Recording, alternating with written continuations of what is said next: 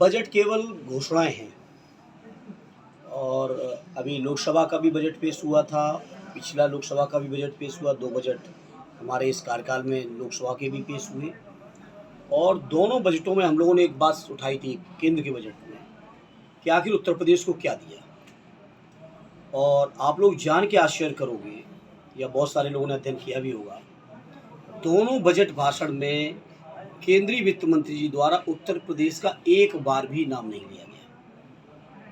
इसी तरह से यूपी की असेंबली में भी अभी 2 दिन पहले बजट पेश हुआ।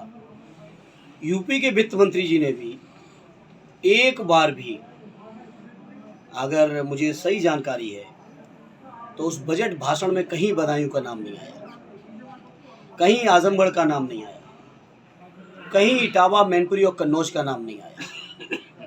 और मैं समझता हूँ जितने भी इन्होंने घोषणाएं की थी 2014 से लेके 24 तक के 5 चुनाव हुए, जिसमें 3 पार्लियामेंट के, 2 असेंबली के, पांचों चुनावों में जितना भी जनता के बीच इन्होंने संकल्प पत्र देकर वोट मांगा था, अपने एक भी संकल्प पत्र का कोई भी वादा पूरा नहीं किया। और उत्तर प्रदेश के अंदर इतनी दुर्व्यवस्था है। हमारे एक माननीय सदस्य ने अभी असेंबली में मामला उठाया, 9 लाख से ज़्यादा संविदा कर्मी जो शोषण के शिकार हैं अपने ठेकेदारों के, उन ठेकेदारों द्वारा शोषण हो रहा है।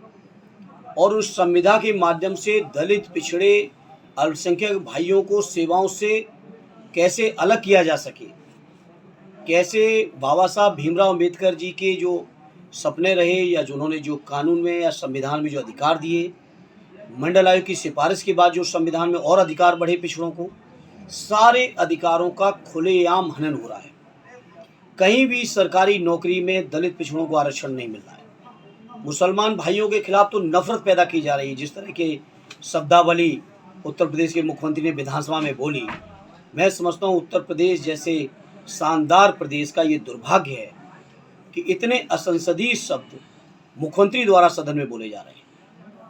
चाहे वो हमारे अल्पसंख्यक भाइयों, मुसलमान भाइयों के लिए बोले गए हों, चाहे वो हमारे नेता आदरणीय अखिलेश यादव जी के लिए बोले गए हों, या कांग्रेस के नेता राहुल जी के लिए बोले गए हों, इस तरह की शब्दावली यूपी असेंबली ने कभी नहीं सुनी होगी।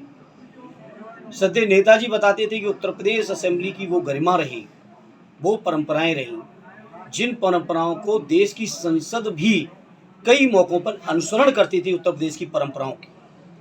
उस उत्तर प्रदेश की असेंबली के अंदर जिस तरह से दुर्भाग्यपूर्ण ये वक्तव्य आ रहे हैं मुख्यमंत्री जी के, ये मैं समझता हूँ प्रदेश का दुर्भाग्य है। जहाँ तक बजट का सवाल है, लगातार उपेक्षा हो रही है। एक भी बात, एक भी भाषण, एक भी वादा इनका पूरा नहीं हो रहा है। आज जब हम आप बैठे हैं बदायूं में बात कर रहे हैं, आदरणीय अखिलेश यादव जी ने, मुझे याद है 20 दिसंबर 2013 को यहाँ के मेडिकल कॉलेज का शिलान्यास किया था। और शिलान्यास के 1.5-2 साल के अंदर ही ओपीडी शुरू हो गई थी। ओपीडी शुरू होने के 15 दिन के अंदर 3000 से ज़्यादा ओपीडी हो रही थी, जो कि आज योगी जी के इस कार्यकाल के 8 बजट कंप्लीट होने के बाद, 9वां बजट पेश होने के बाद भी उस मेडिकल कॉलेज में दुर्दशा है।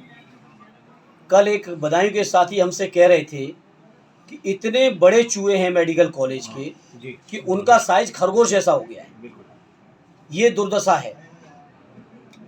मरीजों को आईसीयू में चूहे काट रहे हैं। कुछ मरीज अपने इलाज से इतना परेशान, निराश, उदास हो गए कि उन्होंने मेडिकल कॉलेज से कूद के आत्महत्याएं की। जब आज हमने जानकारी जुटाई, पिछले 8 साल पूरे होने के बाद, 9वां बजट पेश होने के बाद, मेडिकल कॉलेज जहां आदरणीय अखिलेश यादव जी ने छोड़ा था, आज का आज वहीं का वहीं है। कोई भी उसमें नया विस्तार या जो प्रोजेक्ट के लिए पैसा मिलना चाहिए था, वो पैसा नहीं मिला।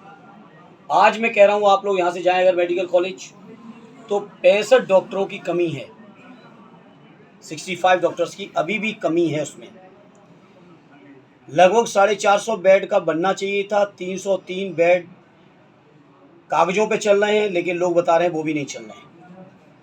तो ये तो हाल है। तो मैं जब बदायूं में बैठा हूँ तो मैं पूछना चाहता हूँ यहाँ के मुख्यमंत्री जी, वित्त मंत्री जी और बीजेपी के यहाँ के नेताओं से कि आखिर बताएं कि केंद्र के बजट में उत्तर प्रदेश को कितना मिला, और उत्तर प्रदेश के बजट में बदायूं को कितना मिला, आजमगढ़ को कितना मिला, मैनपुरी को कितना मिला, कन्नौज को कितना मिला, और अगर उपेक्षा हो रही तो आखिर कारण क्या है। तो बीजेपी के लोग ये जो बातें करते हैं, भाषण देते हैं, सबका साथ सबका विश्वास, किसी का विश्वास नहीं बचा अब इनके ऊपर। इनसे निराश है किसान। आप सोचिए, गन्ना पेराई का आधे से ज़्यादा सत्र निकल गया, लेकिन गन्ने का समर्थन मूल्य की घोषणा आज तक नहीं है। आज तक समर्थन मूल्य की घोषणा नहीं है। पिछले 8 साल कंप्लीट होने के बाद भी केवल एक बार 2021-22 का सत्र, जिस समय चुनाव होना था असेंबली का, केवल एक बार गन्ने का मूल्य बढ़ाया गया। गन्ने में कोई मूल्य नहीं बढ़ा। खाद की हालत आपने देखी, ब्लैक मार्केटिंग से कितना किसान परेशान रहा। बिजली किसानों को समय पे मिल नहीं रही है, जिससे वो अपने खेती की सुरक्षा कर सकें, सिंचाई कर सकें। जब वो लेके जाते हैं अपनी फसलें तैयार करके, तो उन पे दलाली तमाम तरीके से चल के उनको न्यूनतम समर्थन मूल्य नहीं मिल रहा है। बीजेपी के लोगों ने 14 में घोषणा की थी कि स्वामीनाथन जी की सिफारिश को हम लोग लागू करेंगे, 1.5 गुना समर्थन मूल्य का कानूनी गारंटी देंगे। वो आज तक नहीं थी। तो पूरी तरह से बीजेपी की ये सरकार, चाहे केंद्र की हो चाहे उत्तर प्रदेश की हो, ये जन विरोधी सरकार है। जनता के हित में इनके पास कोई भी योजना नहीं है। सिर्फ ये भाषण फैलाना, लोगों के बीच में नफरत फैलाना और दिन रात चुनाव लड़ना।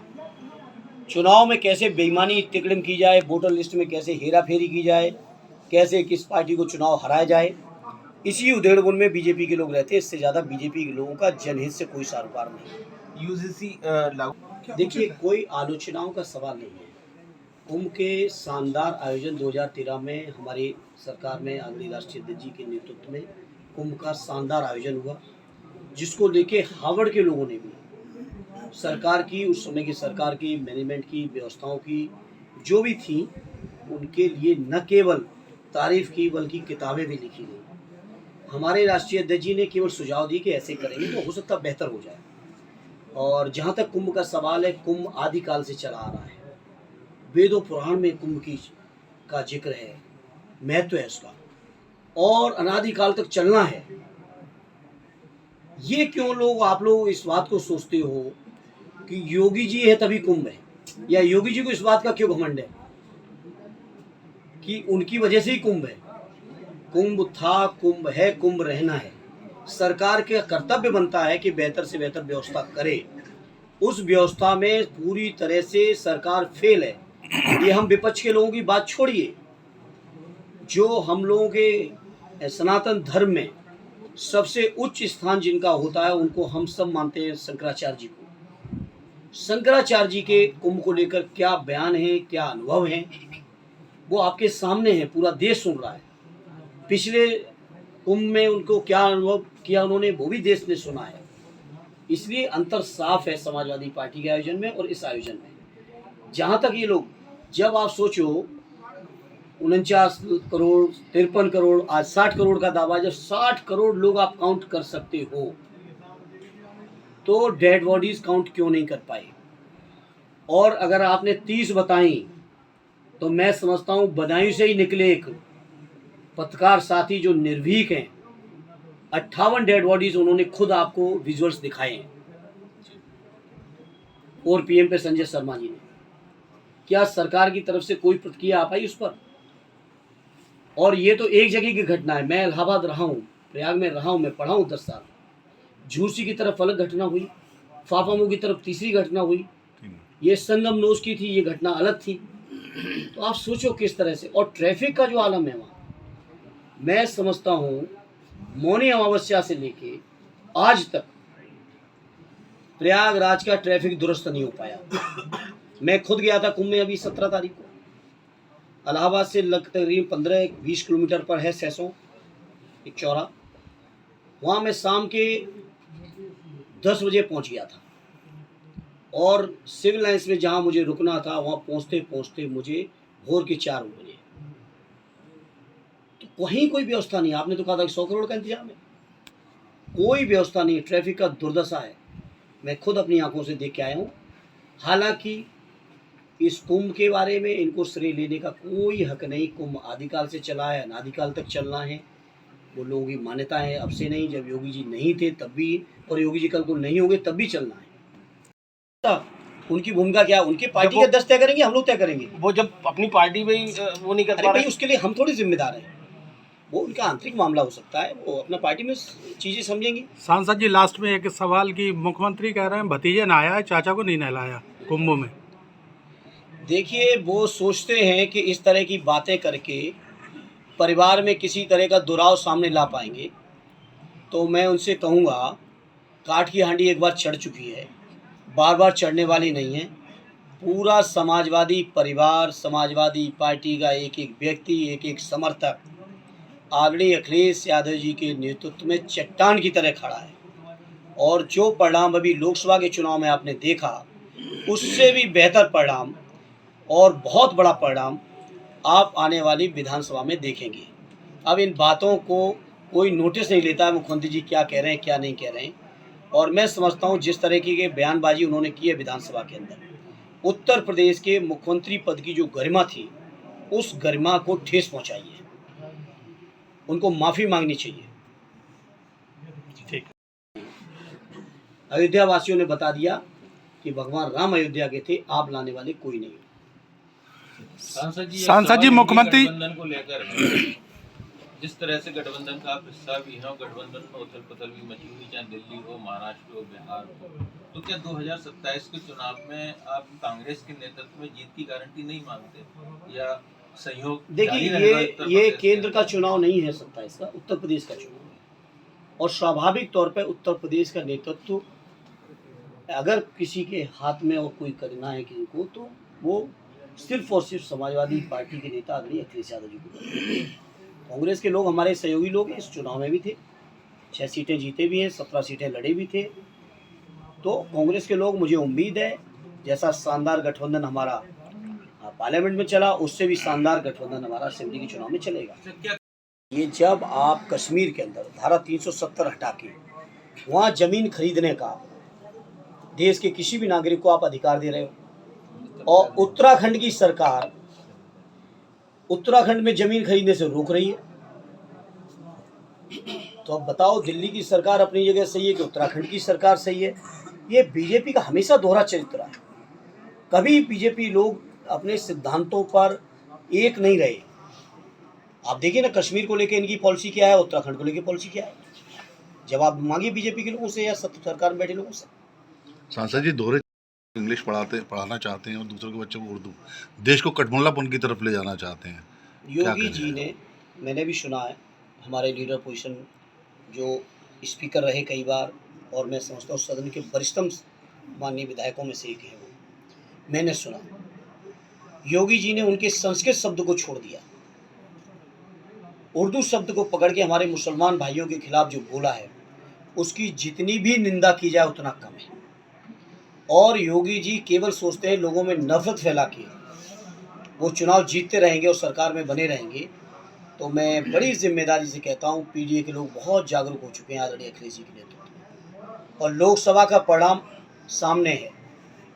तमाम बेईमानी के बावजूद भी हम लोग अकेले समाजवादी 37, गठबंधन में कांग्रेस के साथ इंडिया अलायंस में 43, हम लोग जीत के आए हैं, जनता का आशीर्वाद लेके आए हैं। बाकी शासन, प्रशासन, मीडिया, सर्वे, एग्जिट पोल क्या कह रहे थे वो आप सब जानते हो, मुझे दोहराने की ज़रूरत नहीं।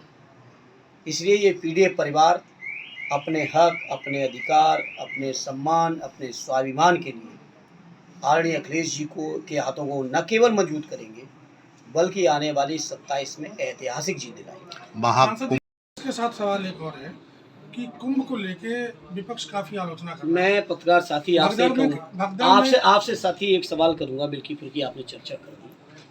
हमारे राष्ट्रीय अध्यक्ष जी ने न्योता दिया था आप सभी को, राष्ट्रीय, अंतर्राष्ट्रीय, प्रांतीय सभी मीडिया के साथियों को कहा था कि मिल्कीपुर के चुनाव को आके देखें, एक आदर्श चुनाव है कवरिंग के लिए। आप नहीं गए, शायद हम इसीलिए हार गए। आप जाते तो शायद हम नहीं हारते। अब आप क्यों नहीं गए, आप नहीं जा पाए कि आपको जाने नहीं दिया, ये आप जाने। सांसद जी कुंभ को लेकर बहुत आलोचना की जा रही है।